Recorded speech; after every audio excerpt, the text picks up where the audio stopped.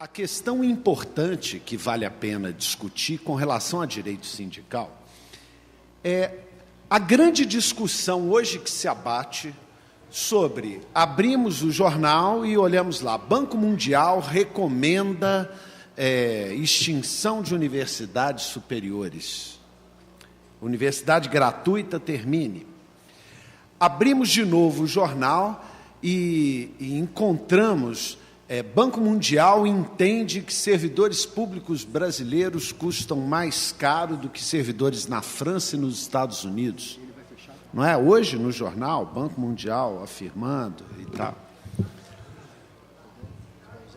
E temos a nítida sensação, né? Quando somos servidores públicos, acontece um fato muito curioso, né? Eu me recordo da era Collor, quando perguntavam assim, o que você faz, aí, seu servidor público?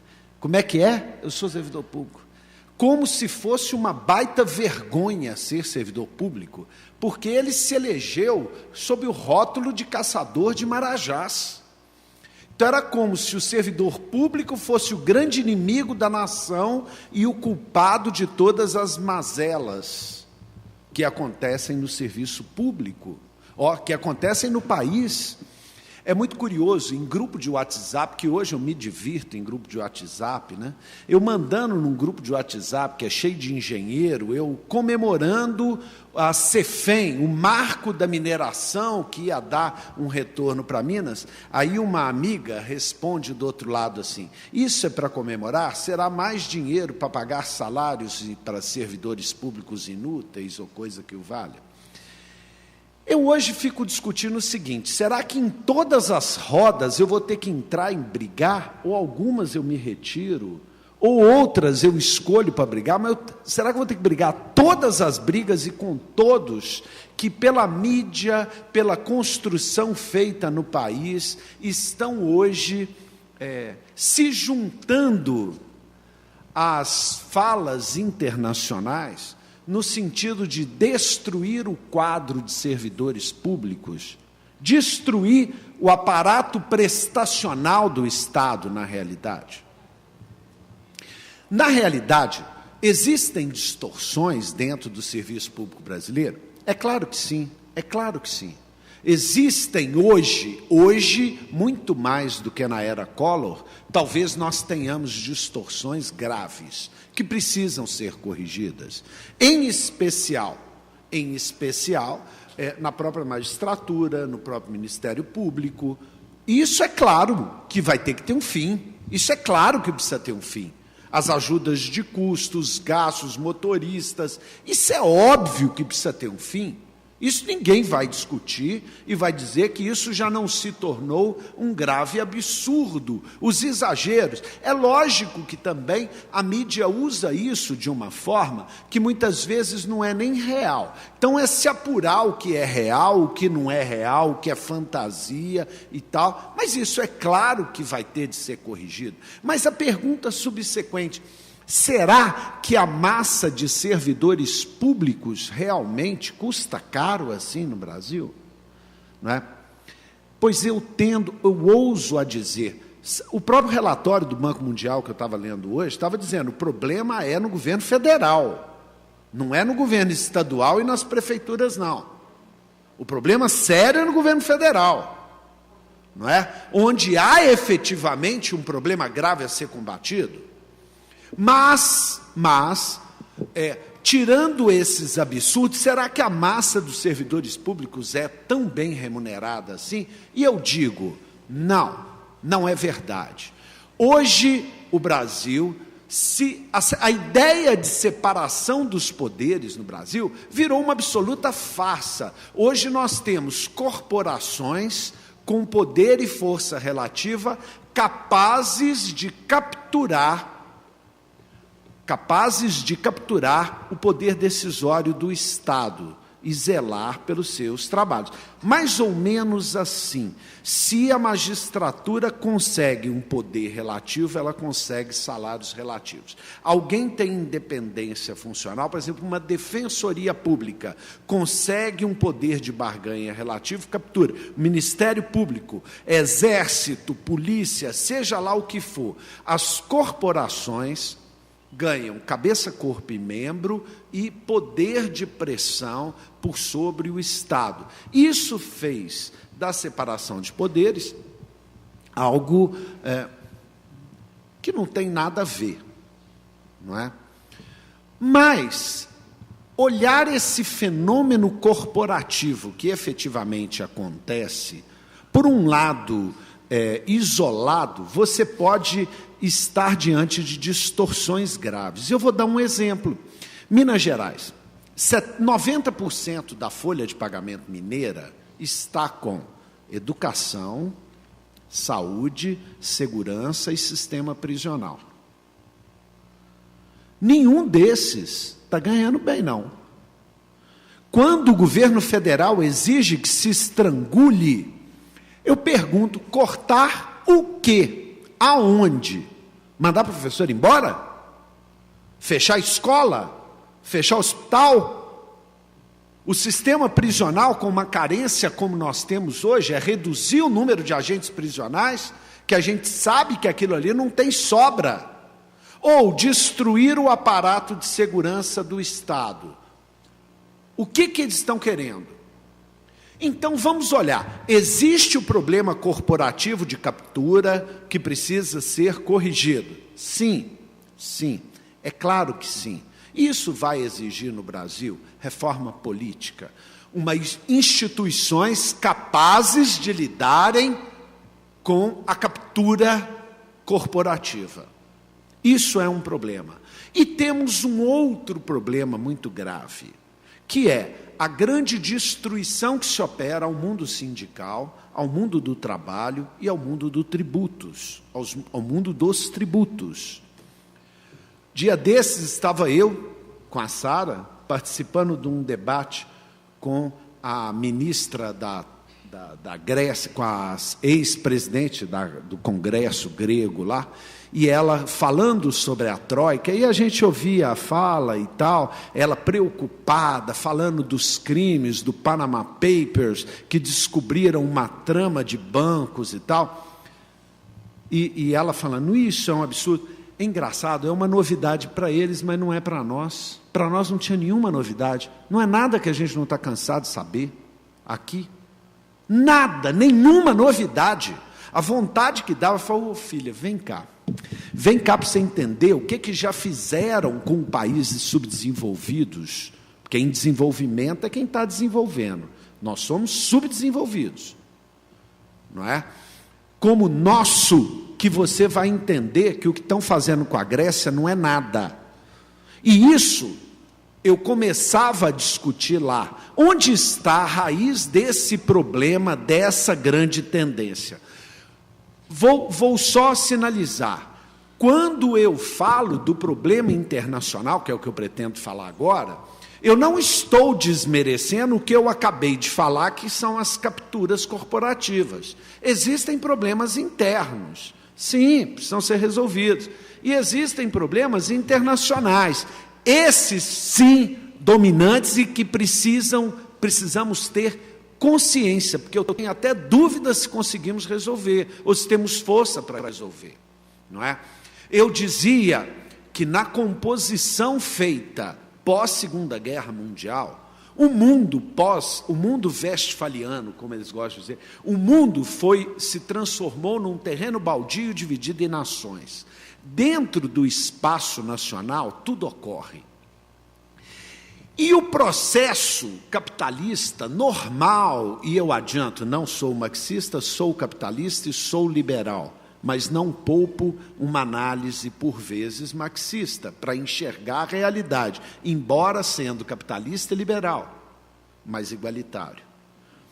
Dentro do horizonte do espaço nacional, fortunas começaram a ser acumuladas. É natural, o crescimento econômico, como os economistas falam, os anos dourados do capitalismo, de crescimento econômico, foram acumulando riqueza pós-Segunda Guerra Mundial. E os bancos mundial, FMI, foram criados por uma razão muito simples.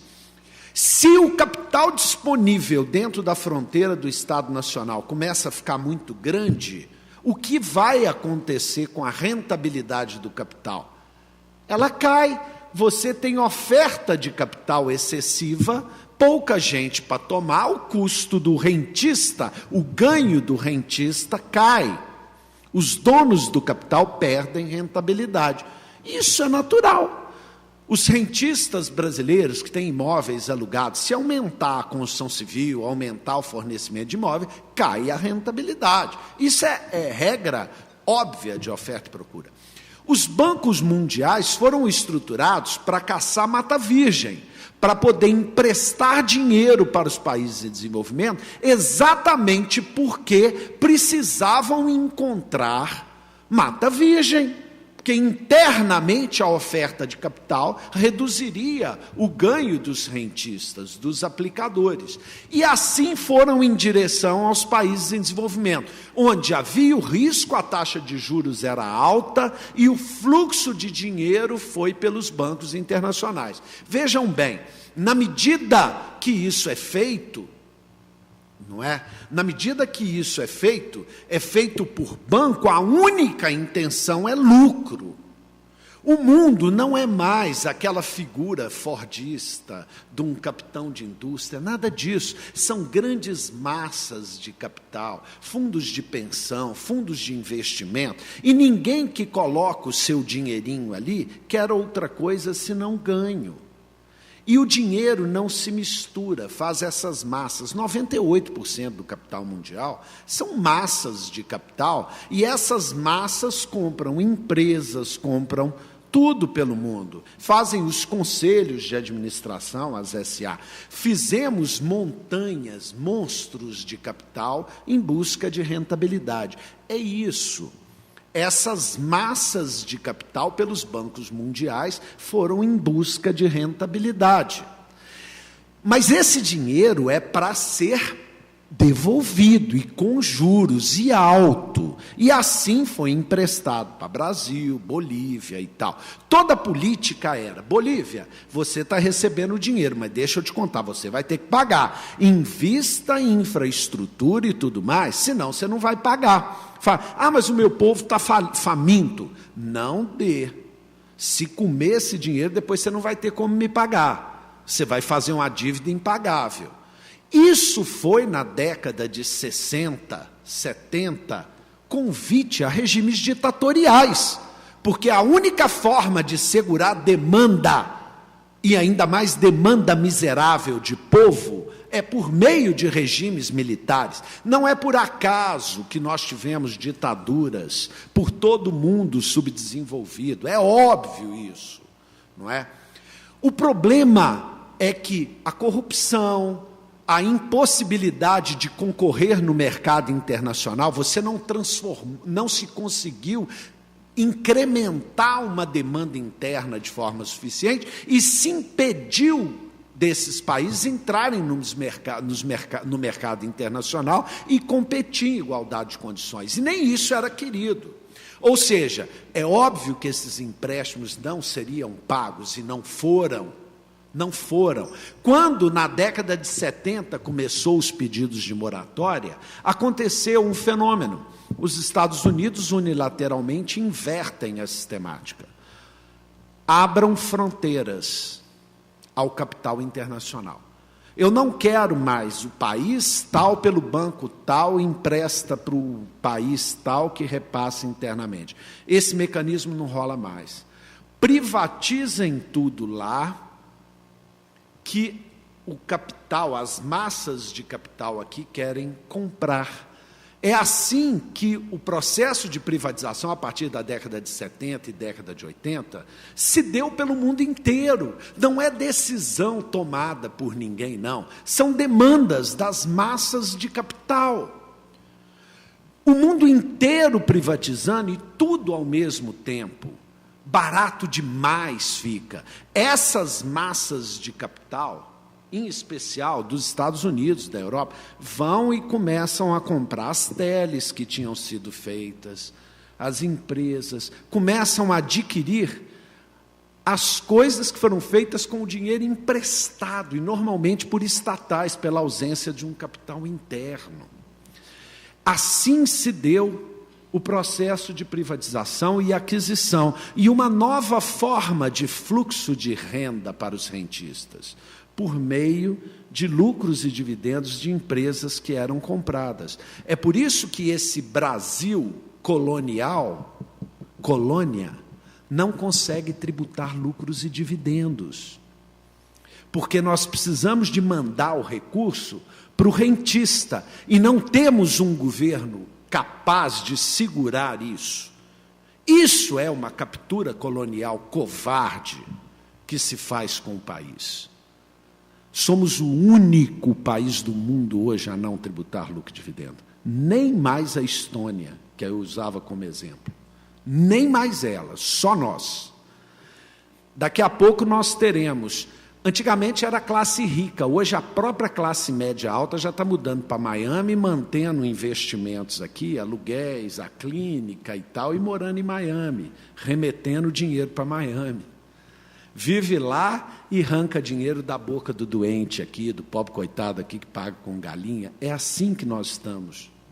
Já estamos nos transformando. Diante de um governo federal impassível, que assiste a tudo isso sem nada fazer. Inerte.